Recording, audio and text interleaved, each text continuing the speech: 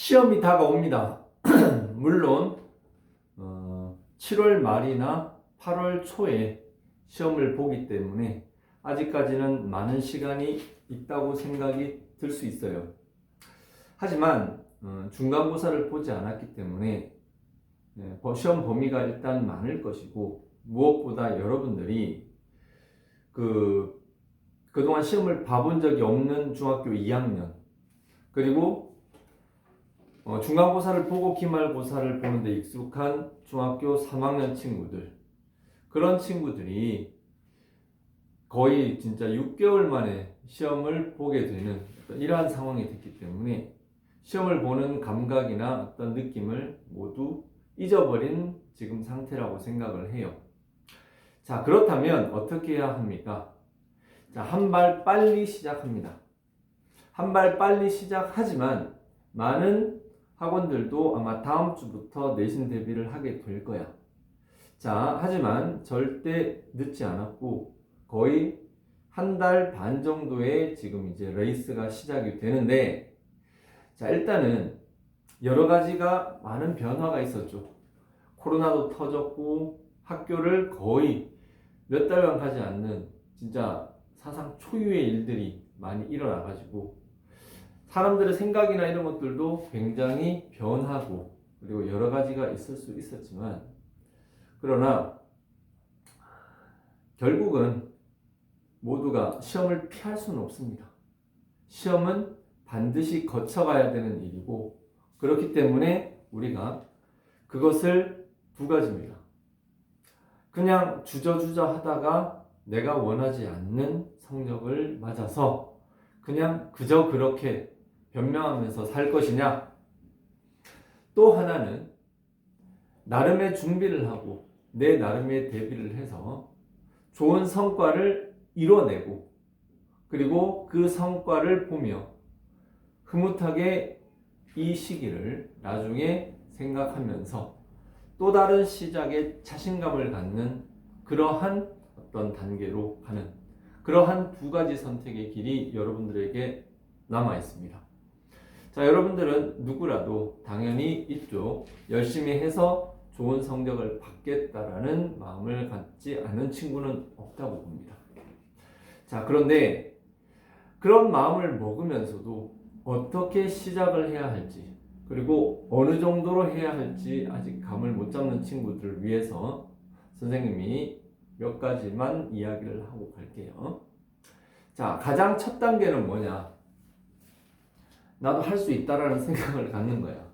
너무 식상하고 뻔한 얘기 같지만, 자, 여기에 take heart라는 표현이 있습니다. 자, 이 take heart라는 표현은 교과서나 이런 데는 잘 나오지 않는 표현인데 용기를 갖는다는 뜻이에요. 자, 이거는 모든 일에 다 적용이 되지만 사람이 할 수 있다라는 자신감을 잃어버리는 순간 어떤 것도 하게 하겠지. 그러나 재미가 없어져. 용기를 잃은 삶은 굉장히 재미가 없습니다. 그 재미가 뭔지 아세요? 재미는 자기주도야. 어떤 일을 하더라도 내가 이끌어가면 재미가 있어요. 근데 남이 시키는 대로 하다 보면은 재미가 없어. 내가 뭔가를 하도록 만들어주는 그 마음. 그래서 내 거니까, 내가 통제 가능하니까, 내가 해서 만들어내는 성과. 그러면은 사람들이 뭔가를 하게 되는데, 그거의 가장 기본은 바로 용기를 내는 방법입니다. 내가 용기를 잃어버리면 남에게 의지하게 돼요. 남에게 의지하면은 내 생각대로 가지 않습니다. 자, 길게 얘기하지 않겠습니다. 일단은 나도 할 수 있다는, 나도 100점 칠 수 있다라는 이제까지의 내 모습이 아무리 초라해 보이고 요즘 말로 찌질해 보인다 하더라도 쫄지 마세요. 쫄지 마세요. 분명히 여기 있는 모든 친구들 할 수 있습니다. 중학교 내신요? 어차피 시험 범위가 있는 시험이야. 아무리 시험 범위가 많다 하더라도 내가 봤을 때 그리 많지 않고, 과목 물론 처음에 한 8과목 보는 학교도 있는 걸로 알지만 지금부터, 자, 여기에 달력이 있습니다. 자, 이거 선생님이 나눠주는 건데 여러분들이 오늘 시작 날짜와 시험 보는 날짜까지를 이렇게 한번 쭉 이걸로 훑어보세요. 그러면 생각보다 시간이 많다는 거죠. 자, 그러나 계획을 하고 실천을 하는 사람에게 그 시간이 많아 보이겠지만 아무 생각 없이 마음을 놔버리고 행동을 잃어버리는 친구들에게는 그 6주 정도의 시간 중에 3, 4주는 그냥 지나갑니다. 결국 다시 불안한 마음이 엄습하는 1, 2주 전에 공부를 시작하는 그런 불상사는 겪지 마세요, 여러분들. 자, 그리고 용기만 가지는 게 다가 아니라 행동을 해야죠. 행동을 하지 않으면요, 어떠한 것도 이룰 수가 없습니다.